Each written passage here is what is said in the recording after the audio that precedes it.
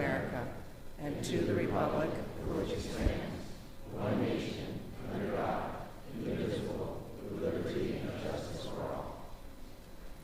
Thank you. You may be seated. Reading of the previous day's journal. Assembly Chamber, Sacramento, Thursday, January 31st, 2019. The Assembly met at 9 a.m. Honorable Kevin Mullen, Speaker Pro Tem of the Assembly presiding. Chief Clerk E. Dotson-Wilson at the desk. Assistant Clerk David A. Bowman reading. The roll was called. Assemblymember Choi moved a quorum call the Assembly. Motion carried. Time 9:03 a.m. Mr. Gloria moves and Ms. Waldron seconds that the reading of the previous day's journal be dispensed with. Presentations and petitions, there are none. Introduction and reference of bills will be deferred.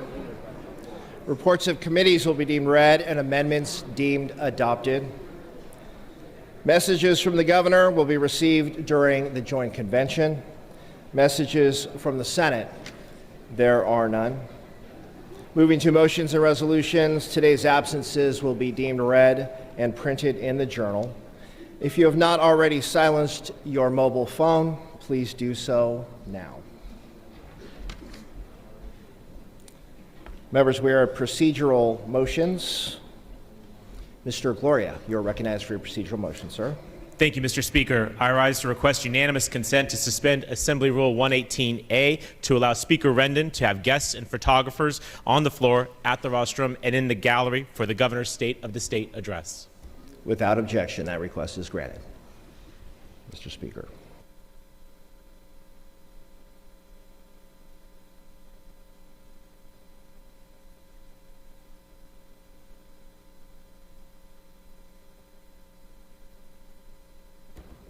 Now we will recess the regular session and convene the joint session.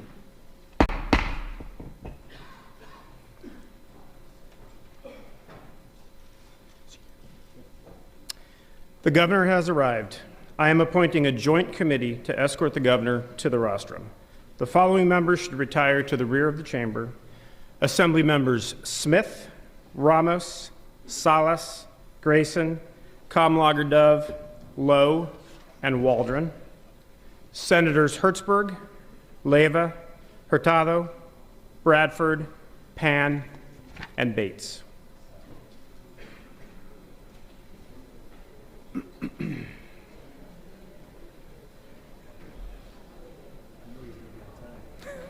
It's a departure.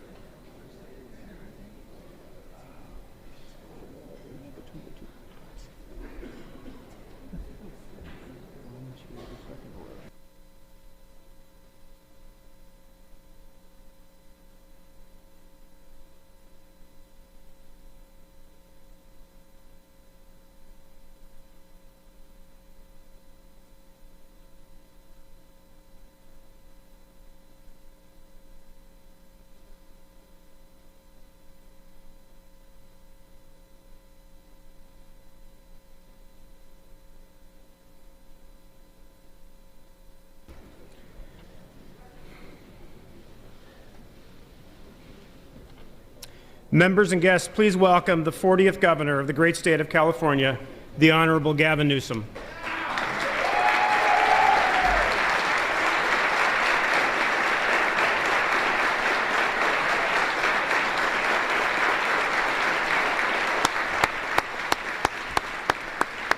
You should have water.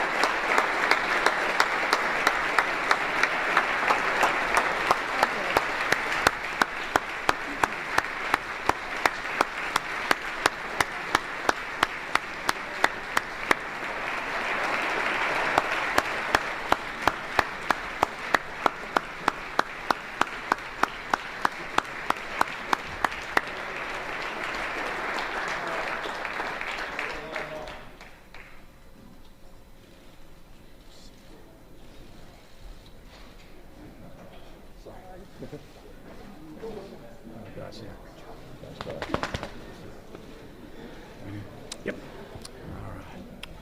We have several honored guests today. Please welcome the first partner, Jennifer Siebel Newsom.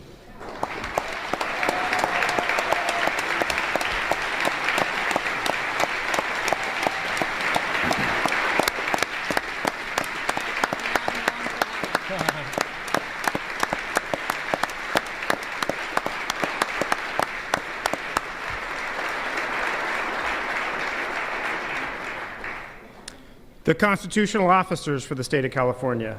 Lieutenant Governor Eleni Kounalakis.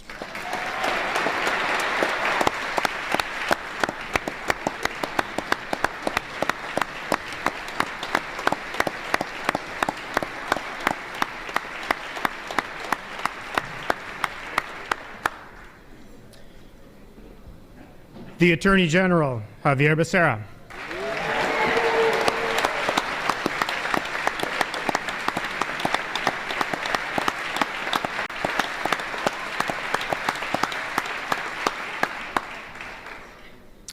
The Controller, Betty Yee.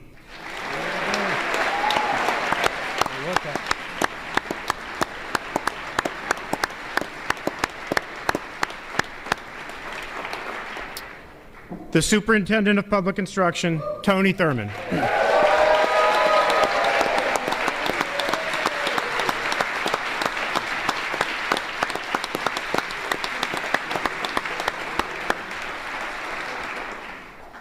The Insurance Commissioner, Ricardo Lara.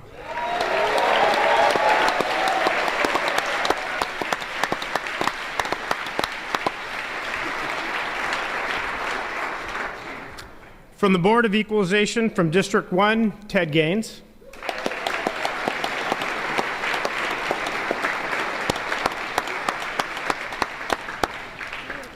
From the Board of Equalization, District 2, Malia Cohen.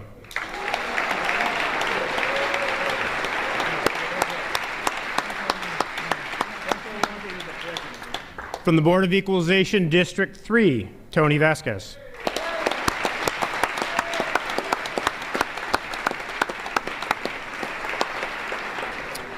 And from the Board of Equalization, District 4, Mike Schaefer.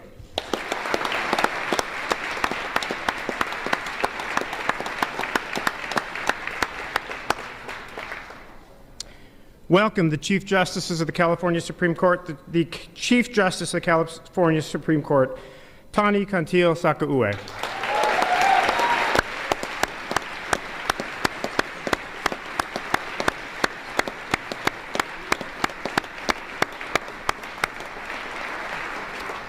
Associate Justice Ming Chin.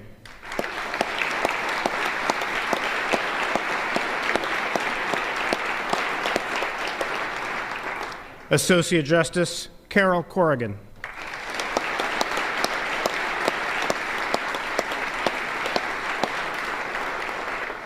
Associate Justice Goodwin Liu.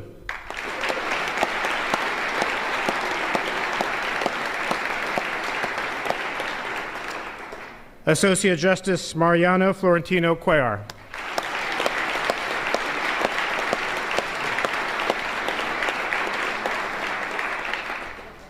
Associate Justice Leandra Kruger.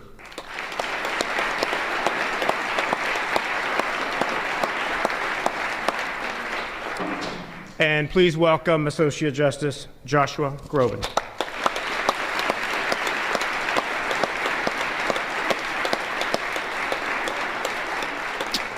I also want to welcome our Consular Corps. Thank you for being here.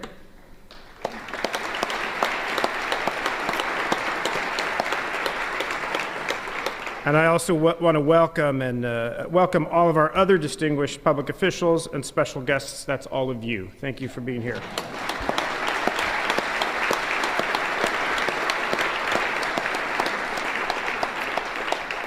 So almost 1 year ago, after Senator Tony Atkins became Senator Pro Tem, and this is the Pro Tem's first State of the State as Pro Tem, and we all know how happy I am to have her here.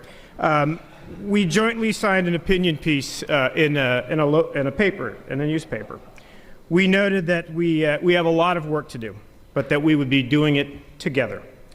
We said it's not about winning a competition, it's about winning gains for the people that we represent, the people of California, all of them.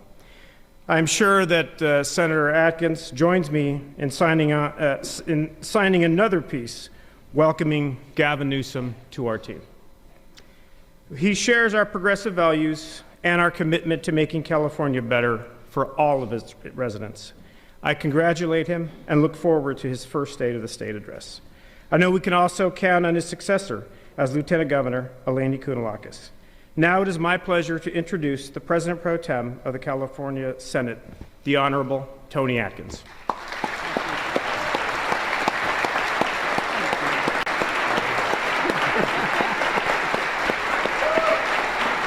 Well, good morning and thank you. Thank you.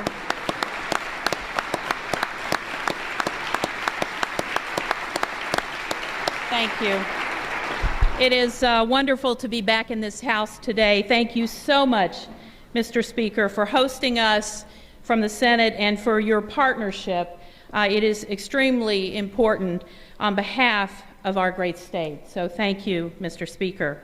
It's an honor to be able to introduce California's Lieutenant Governor, the first woman elected to serve in that position.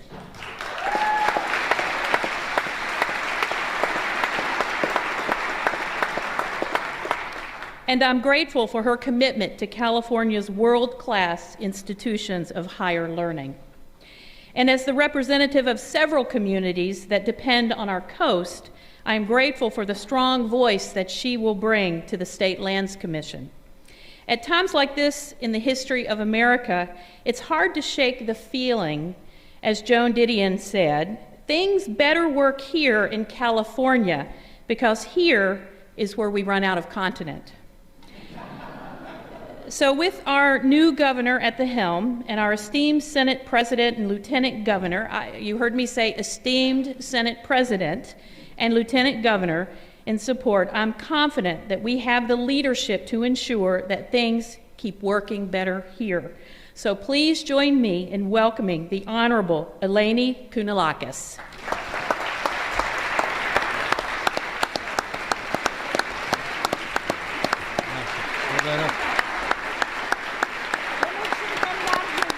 Keep it going. Keep it going. Thank you. Thank you, Madam President Pro Tem, for that warm and gracious introduction. Looking around this chamber, there is so much to be proud of. Every year, California's elected officials look more and more like the people we represent. This year, there are more women.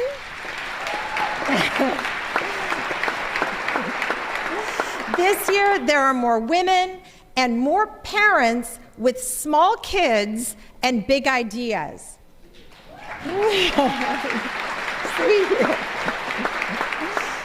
Change is in the air, along with great anticipation of what we will do together to meet the challenges of the 21st century. Over the past 20 months, I've had the opportunity to travel to all 58 counties, asking questions and listening to people from all walks of life. We know that since the end of the Great Recession, California has rebounded to become the 5th largest economy in the world.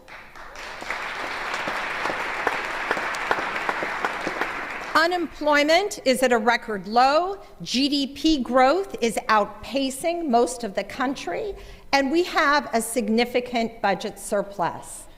But as I traveled the state, I met many families who are still out there striving to rebuild their economic security and regain what they lost during the recession.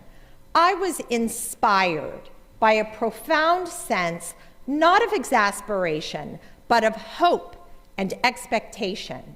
A hope that as California's democratically elected representatives, we hear them, and an expectation that we will advance policies to keep the California dream alive for everyone.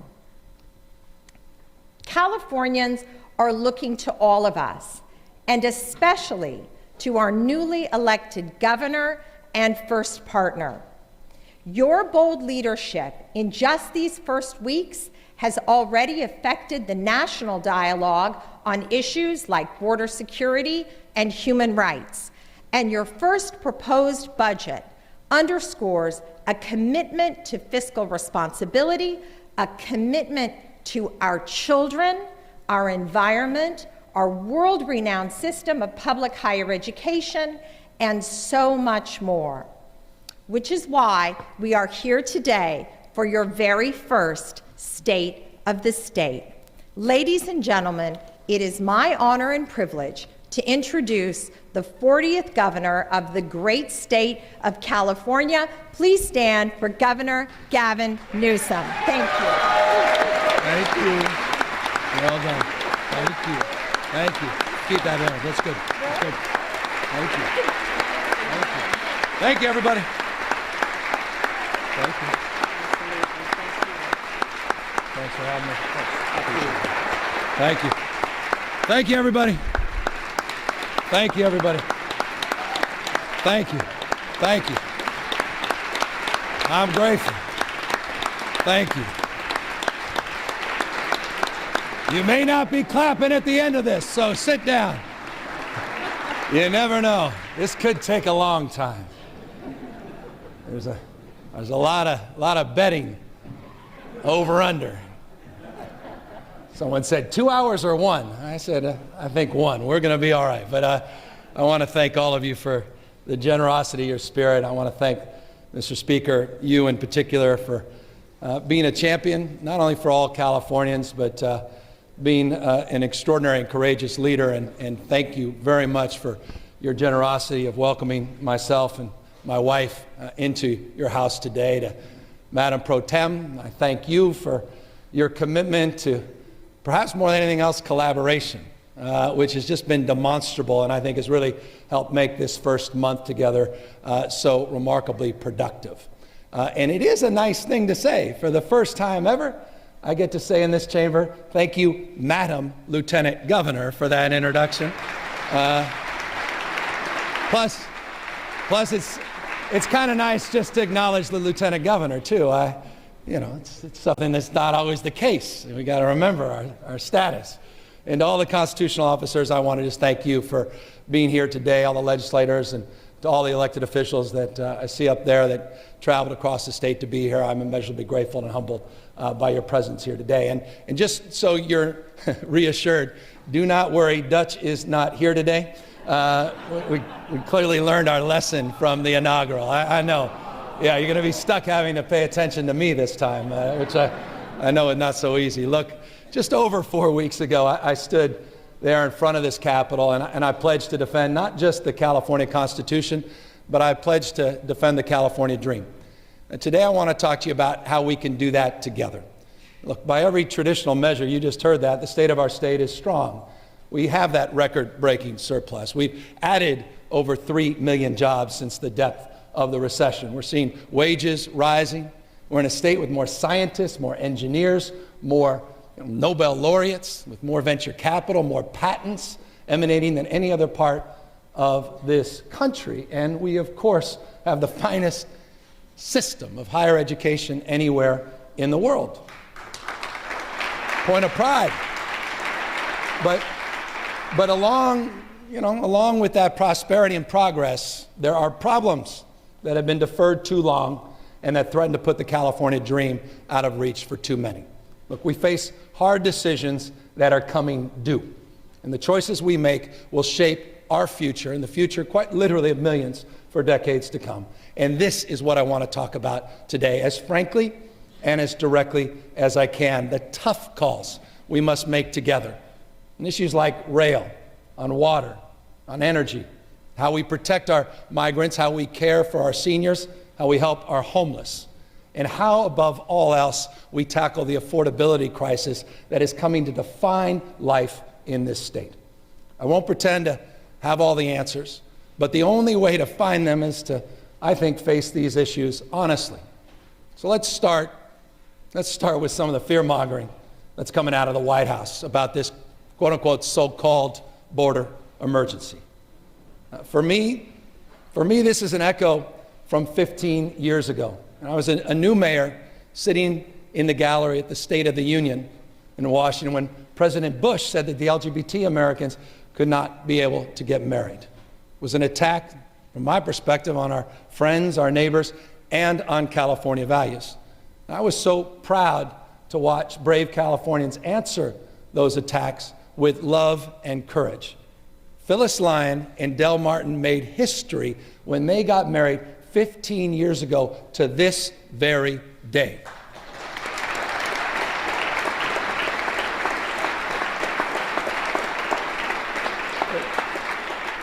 So now, just like back then, we must stand up for those that are maligned, marginalized, and scapegoated.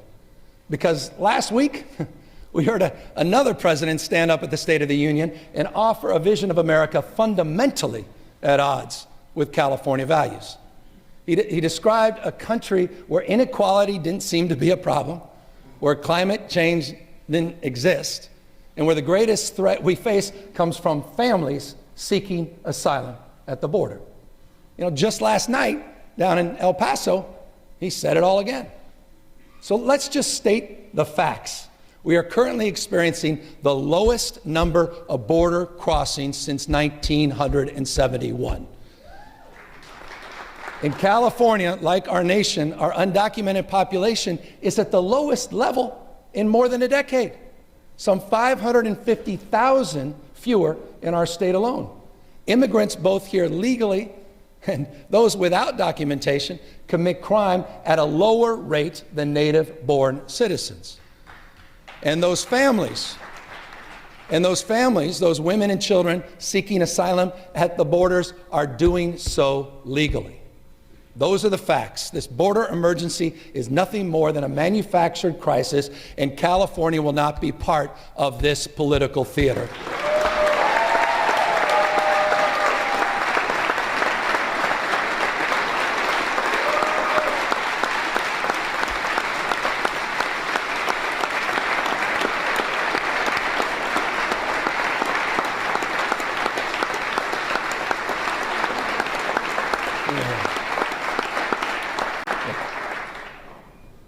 You know, just yesterday, I sent a new directive to the National Guard, put them on a new mission, one that's going to focus on, respectfully, the real threats facing our state. I've now directed the National Guard, a third of the forces that are currently at the border, to be redeployed to help prepare for the upcoming fire season by joining CAL FIRE in prevention and suppression work. Work, by the way, ironically, that was curtailed during the recent shutdown. Another third will boost the National Guard's statewide counter-drug task force by redeploying up north to go after all these illegal cannabis farms, many of which are run by the cartels that are devastating our pristine forests and increasingly themselves becoming fire hazards.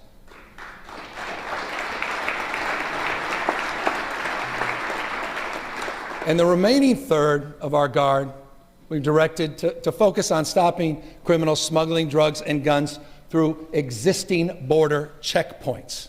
The wall that stretches thousands and thousands of miles through wilderness will do nothing to stop this threat. So the answer to the White House, with all due respect, no more division, no more xenophobia, no more nativism. We suffered enough of that in the 1990s with Proposition 187 and Proposition 227.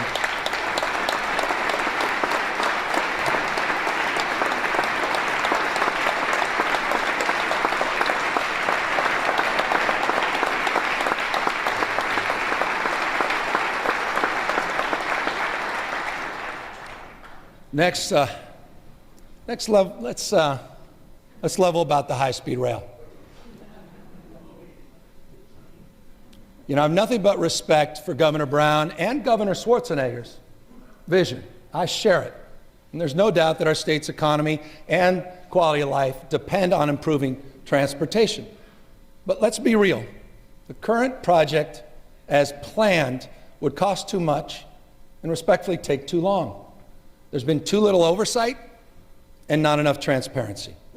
Right now, there simply isn't a path to get from Sacramento to San Diego, let alone from San Francisco to LA. I wish there were. However, we do have the capacity to complete a high-speed rail link between Merced and Bakersfield. Now, I know some critics are going to say, well, that's a train to nowhere. But I think that's wrong, and I think that's offensive. The people of the Central Valley endure the worst air pollution in America and have some of the longest commutes in this state. And they have suffered too many years of neglect from policymakers, respectfully, here in Sacramento. They deserve better. And the high-speed rail project can be part of that.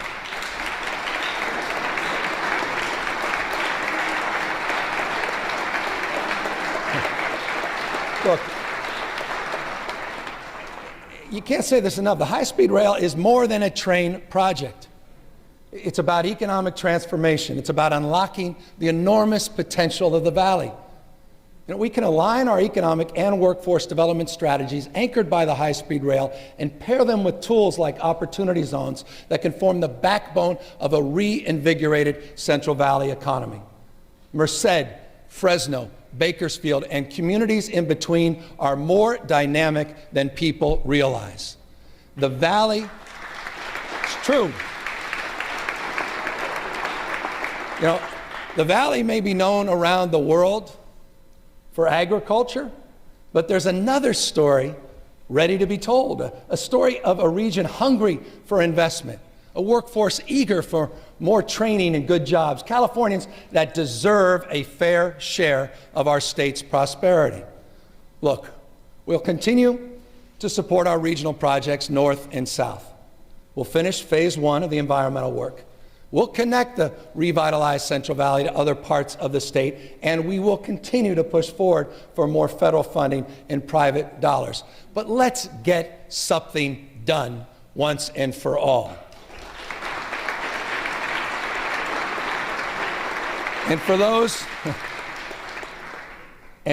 of you, I know you're out there, that just want to throw away this whole project, sort of give up on this whole endeavor, I just offer you this. Abandoning the high-speed rail entirely means we will have wasted billions and billions of dollars with nothing but broken promises, partially fulfilled commitments, and lawsuits to show for it. And with all due respect, I have no interest in sending back $3.5 billion of federal funding that was allocated to this project to President Donald Trump. That fundamentally would have to happen if we just walked away. But also, I'm not interested in making the same old mistakes. And that's why today I'm ordering some new transparency measures. We're going to hold contractors, we're going to hold consultants accountable to having to explain how tax dollars are spent, including change orders, cost overruns, and even travel expenses. And we're going to put it online so everybody can see it.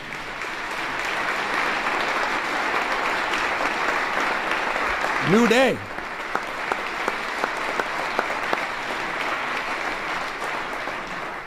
And we're also going to see some governance changes, starting with my pick for the next chair of the High Speed Rail Authority, Lenny Mendoza, my Economic Development Director.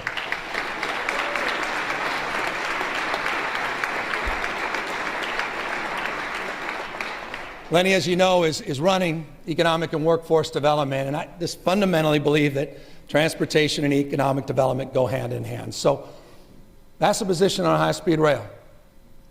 Let's talk about water.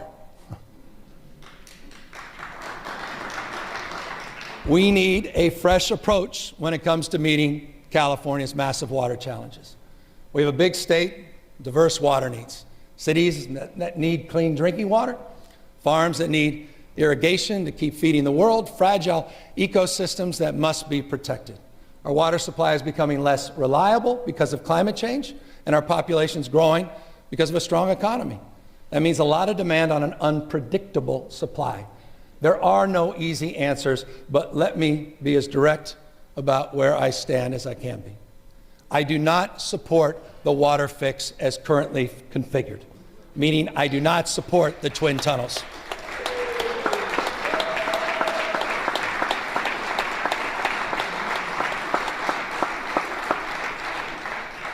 We can, however, build on the important work that's already been done. And that's why I do support a single tunnel. The status quo is not an option. We need to protect our water supply from earthquakes, from rising sea levels. We need to preserve delta fisheries, and we need to meet the needs of cities and farms. We have got to get past these old binaries, like farmers versus environmentalists, the North versus South.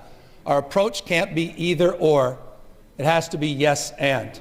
Conveyance and efficiency, and recycling projects, like the ones we're seeing in Southern California's Met Water District, expanding floodplains in the Central Valley, and groundwater recharge like farmers are already doing in Fresno County. A portfolio approach to building water infrastructure and meeting long-term demand. And to help bring this balance, I'm appointing a new chair to the California Water Board, Joaquin Esquivel. And his first task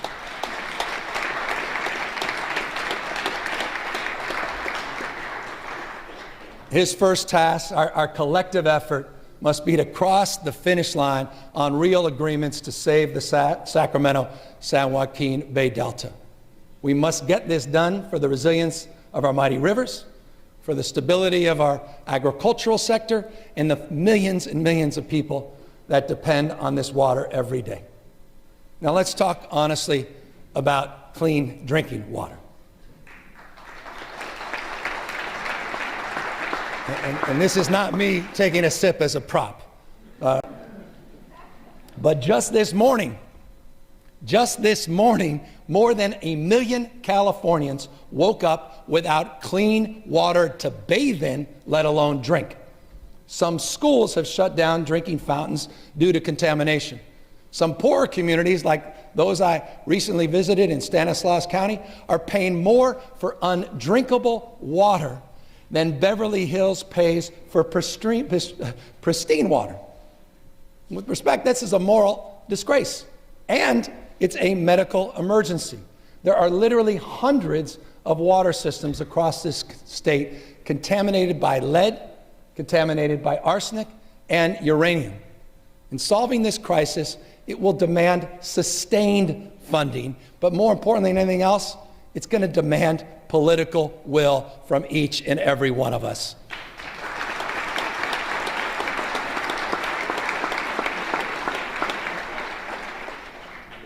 Now let's talk about our energy future and the PG&E bankruptcy. We're all frustrated and we're angry. It's had to come to this. PG&E did not do enough to secure dangerous equipment or plan for the future. My administration will work to make sure PG&E upholds its obligations. I've convened a team of the nation's best bankruptcy attorneys and financial experts from across the energy sector. They will work with my strike team to develop a comprehensive strategy that we will present within 60 days. We will ensure continued access to safe, affordable power. We will seek justice for fire victims, fairness for employees, and protection for ratepayers. We will continue to invest in safety, and we will never waver on achieving the nation's most ambitious clean energy goals.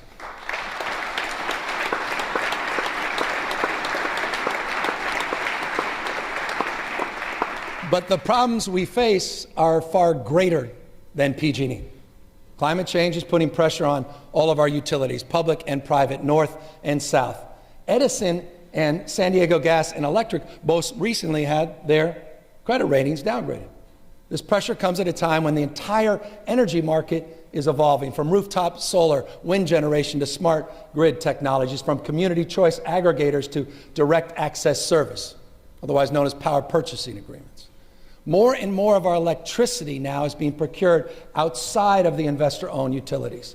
Regulations and insurance practices that were created decades ago, they did not anticipate these changes. So we must map out a longer-term framework, not just for the utilities' future, but for California's energy future, to ensure that the cost of climate change doesn't fall on those least able to afford it.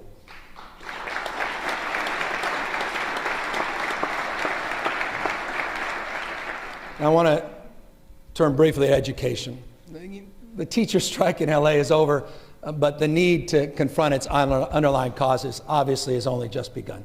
Understaffed schools, overcrowded classrooms, pension pressures, the achievement gap, growth of charter schools, these stressors are showing up all over the state. Right here in Sacramento, in Fresno, in Oakland. Districts across the state are challenged to balance budgets even in this strong economy. And at a time we're spending more on schools than we have ever before. 7 years ago, we invested $47.3 billion in our schools. Next year, with your support, we'll invest over $80 billion. By the way, that includes $576 million for special education. It's important.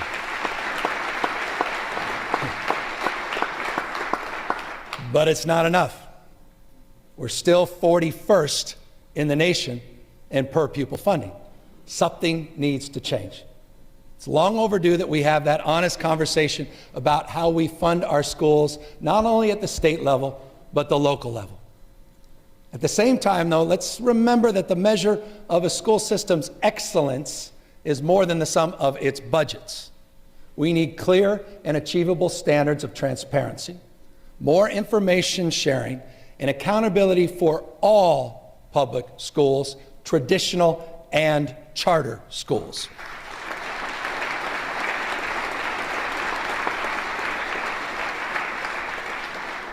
And we also need a new president for the State Board of Education to work with our superintendent, Tony Thurmond, that can help lift up our students. And my pick for that position is nationally recognized expert Linda Darling Hammond.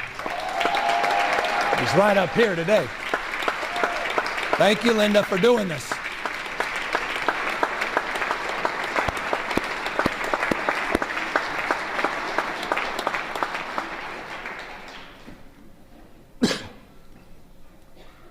There's another urgent moral issue we must confront.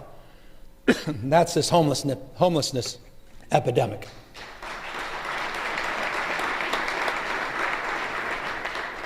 So many of California's homeless, whether they're families, veterans, victims of rent spikes, or survivors fleeing domestic violence, are invisible and left behind by our society. Too many on the streets are suffering from bipolar disorder, schizophrenia, paranoia, many of them self-medicating with drug or alcohol addictions. And as a consequence, our homeless crisis is increasingly becoming a public health crisis. Last year, we had a hepatitis A outbreak in San Diego. Recently, there was an outbreak of syphilis up in Sonoma, typhus in Los Angeles. Typhus, a medieval disease in California in 2019. I know mayors, I know county supervisors, city councils, all around the state are working hard to reduce homelessness and its underlying causes. But we've got to have their backs. They cannot do it alone. All the mayors are standing up back there. So to help lead the discussion, you should keep standing up, Daryl. I'm appointing Daryl Steinberg to a new commission on homelessness and supportive housing. Thank you, Mayor Steinberg, for your willingness to step up and step into this debate and lead our efforts.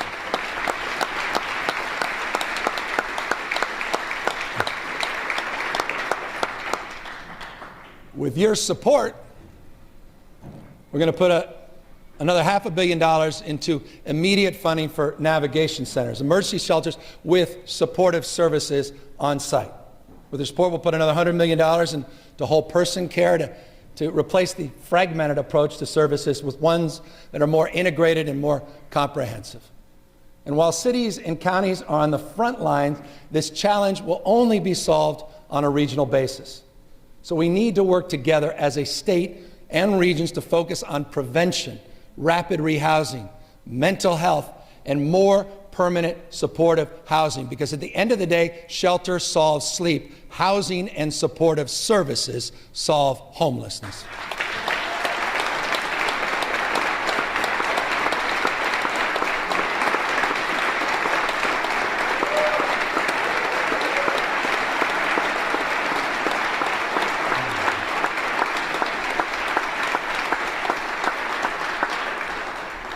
Now let's talk about something we too often overlook. The Golden State is getting grayer. We need to get ready for this major demographic challenge headed our way. For the first time in our history, older Californians will outnumber young children. Over the next decade, our statewide senior population is projected to increase by 4 million. In 25 years, it's going to double. And more than half will require some form of long-term care. Growing old knows no boundaries. Aging doesn't care what race you are, your economic status, whether you're single or you have family support. And I have some personal and painful experience with this recently. I lost my father, some of you know, over the holidays after years and years of declining physical health and dementia. He was determined to live out his days with dignity. He also happened to be a retired public official with a good pension and a support circle of family and friends. But even with all of those advantages, it was a daily challenge for him to meet his needs so he can live in place and maintain a good quality of life. Millions of Californians share a similar story, and the numbers are going to only grow. It's time for a new master plan on aging in California. We deferred for too long.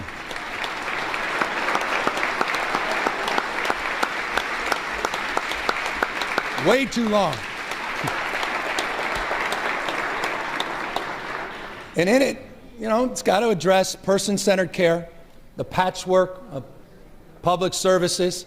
It's got to address social isolation, bedlock seniors that need transportation, address the nursing shortage with LVNs and RNs, and the demand on IHSS, our in-home support services, that far outpaces its capacity. And we can't talk about aging without also focusing on Alzheimer's. Too many of us have seen the crushing grip of this disease on our loved ones, especially on our wives and mothers. Because 2/3 of all new Alzheimer's cases are women. 2/3. So today I'm launching the Alzheimer's Prevention and Preparedness Task Force, bringing the most renowned scientists and thinkers together to develop the first of its kind research in this era. And it will be headed by a leading advocate for families dealing with Alzheimer's. And that is our former First Lady, Maria Shriver, who is here today. And we are grateful for her continued service. Thank you, Maria.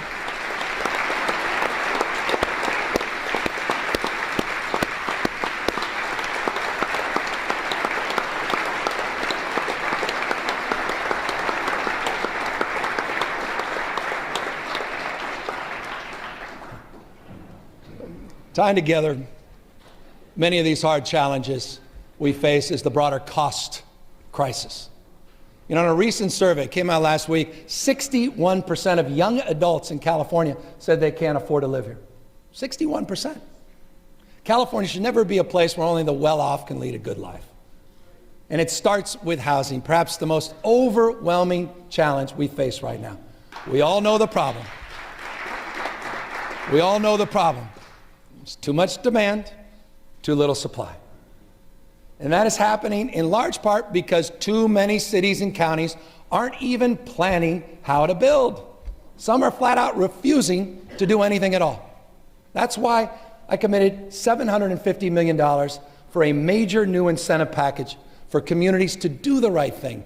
$250 million in support for cities and counties to update their housing plans, to revamp their zoning process and get more housing entitled. 500 more in grants when they achieve certain milestones. Look, if we want a California for all, we have to build housing for all. And I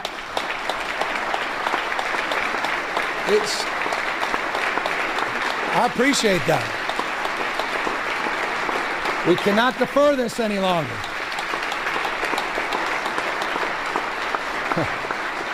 Look, I want to support local governments. I want to support local governments to do what's right, like Anaheim, like Santa Rosa. But there's got to be accountability for those that do not.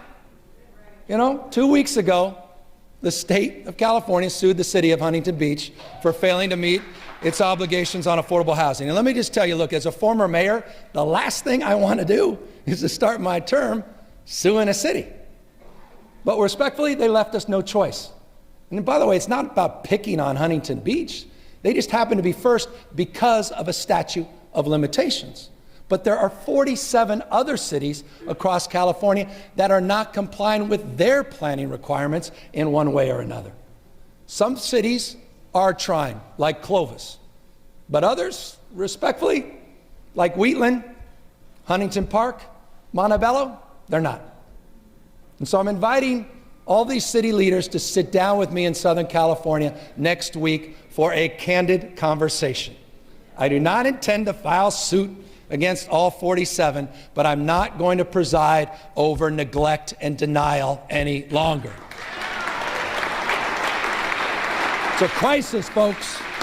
We all need to step up. Every part of this state. Every part of this state.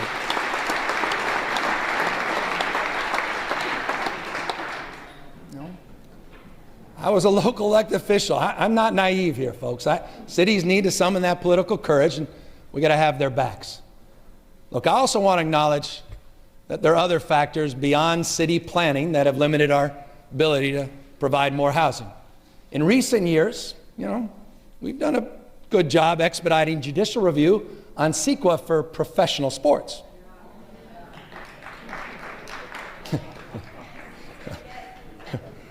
But it's time to do the same thing for housing.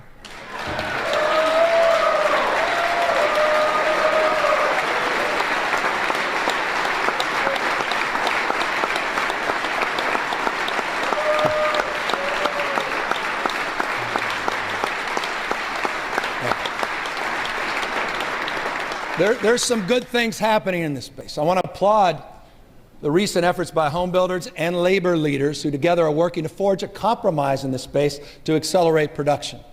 But there's no way we can achieve our ambitious targets unless we train a skilled workforce that's big enough to meet the challenge, and also make sure that we have workers that are getting wages that are high enough to also support their families. So let's encourage this process. Let's encourage this process. Let's encourage this process, and let's bring more people to the table to get something big done. I am confident we can do that this year.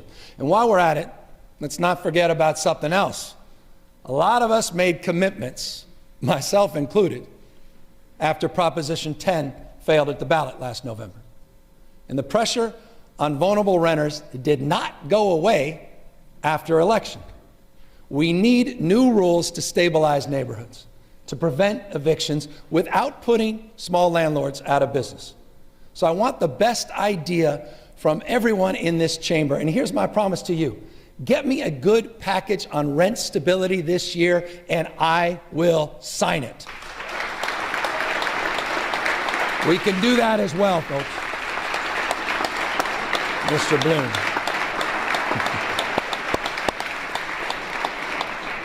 All right, if we're serious about taming the cost crisis, we also need to be serious about making sure health care is affordable for all Californians. And our ability to invest in everything we care about is constrained by this issue, by the growing pressure of rising health care costs. It impacts everything we do. And with respect, the White House is laser focused, has been for years, on destroying the Affordable Care Act. Their vandalism, by the way, has already done extraordinary damage in California by eliminating the individual mandate. This year, covered California's premiums increased almost twice as much as we had expected. This is exactly what we feared, and respectfully, it's exactly what they wanted. And that's why, when it comes to the individual mandate, California must act where Washington has failed. And if we do this, we're going to be able to deepen subsidies for those earning up to $48,000 and extend subsidies to families earning up to $150,000, something no other state in America has done. We have the ability to do that. Now, on another issue, we all know that California has among the lowest Medicaid reimbursement rates in America.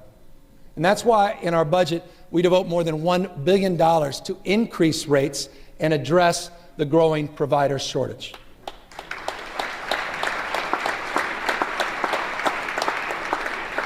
This investment will allow us to increase access to preventative health measures like immunizations, trauma screenings, and mental health services, as well as provide $100 million for reproductive health and family planning in our state.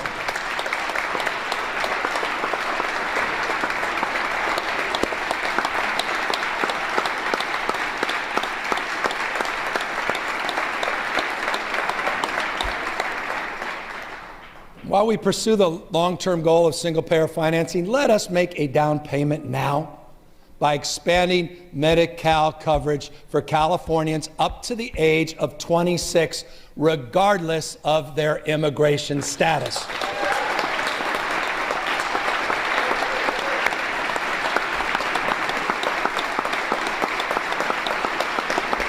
Let's do that this year. But access is only part of the solution. Cost is another. We must address rising costs throughout the system, like the consolidation of hospitals and other health providers, which in many cases have limited patient choice and they've made medical care simply more expensive. We also must continue to bring down the cost of prescription drugs. Look, my first act as governor was to lay the foundation for a single purchasing system, the largest state buyer in the nation, which, by the way, will save hundreds of millions of dollars a year for the people of California. And I want to thank, at least someone cares about that savings, but I want to thank President Trump. I want to thank President Trump for calling attention to prescription drug prices last week in his State of the Union. This is a bipartisan issue. At least it should be, and I hope he follows through and takes the lead of California in the process.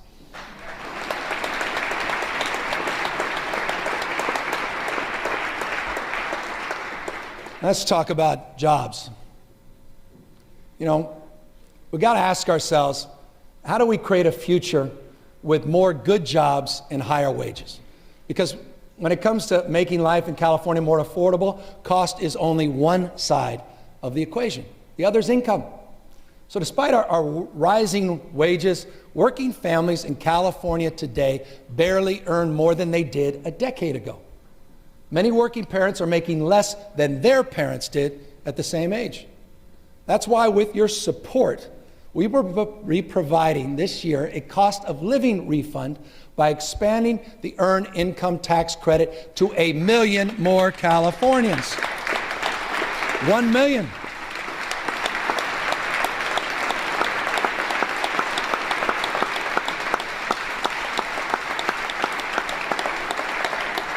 By the way, if you approve the budget for families with kids under the age of 6, they will see their benefits go up by as much as 3 times. Look, in this economy, which ain't bad. Look, in this economy where the world of work is in a perpetual state of flux, where workers are too often displaced, devalued, and disconnected from the social safety net, we also must think bigger. It's time to develop a new modern compact for California's changing workforce. This, respectfully, is much bigger than Dynamex. California needs a comprehensive statewide strategy to uplift and upskill our workers to ensure that technological advancements in AI and blockchain and big data are creating jobs, not destroying jobs.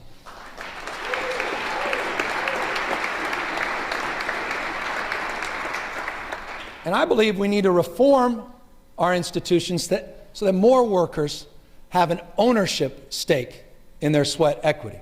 So we're going to appoint a new commission on California's workforce and future of work that will bring together leaders from labor, business, both public and private.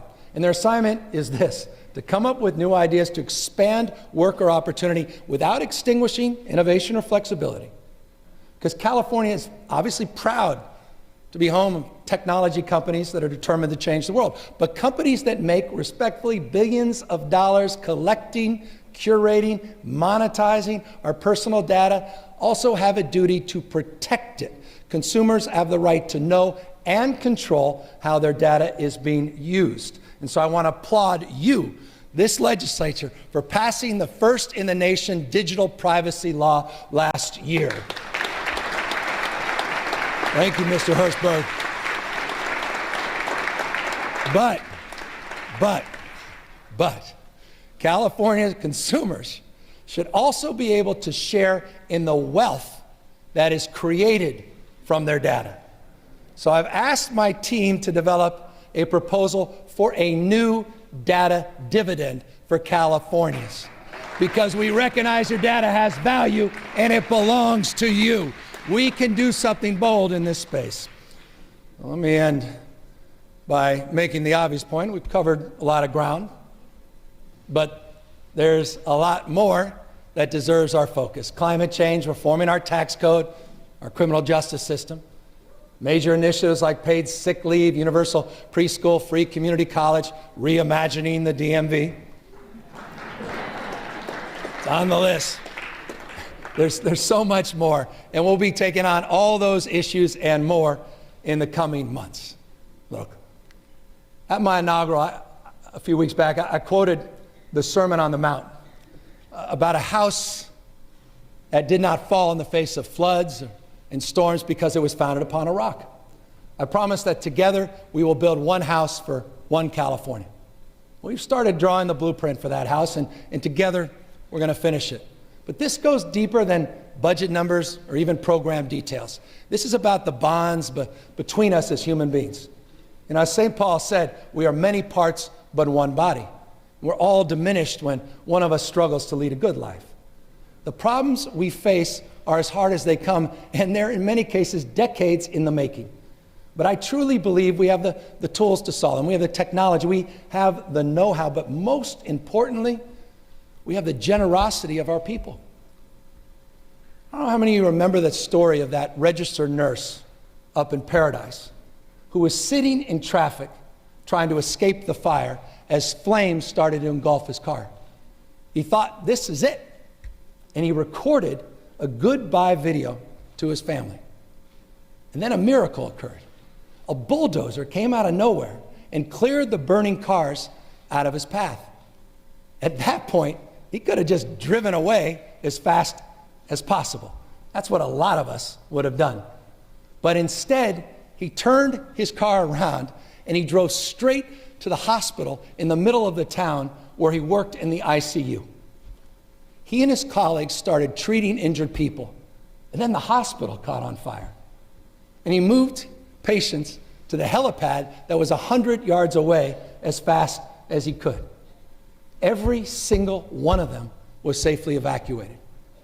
And when he was asked why he did this, why he drove back through the fire when he could have just saved himself, he shrugged and he said, "This is what we do." His name is Alan Pierce, and he's here with us today.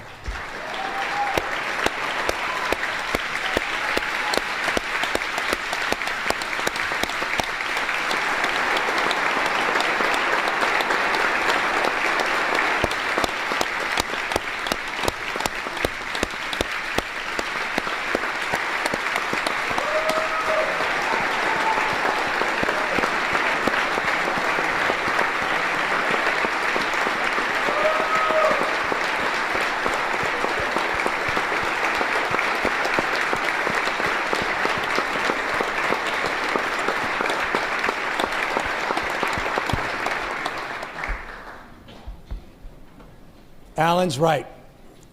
Taking care of each other, showing courage when it matters most, this is what we do in California.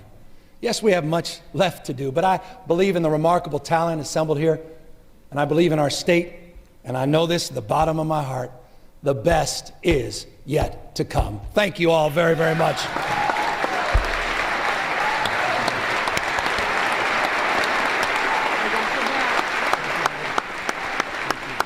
Thank you, guys.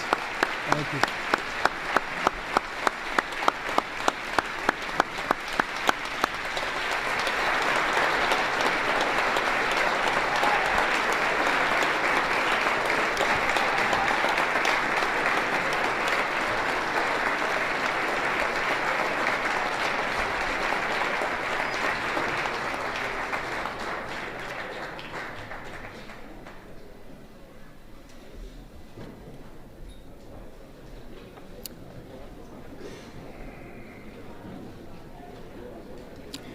Thank you, Governor Newsom. Without objection, the governor's State of the State address shall be printed in the Journal as a separate appendix. We will adjourn the joint convention, sine die. We are back in regular session. Announcements.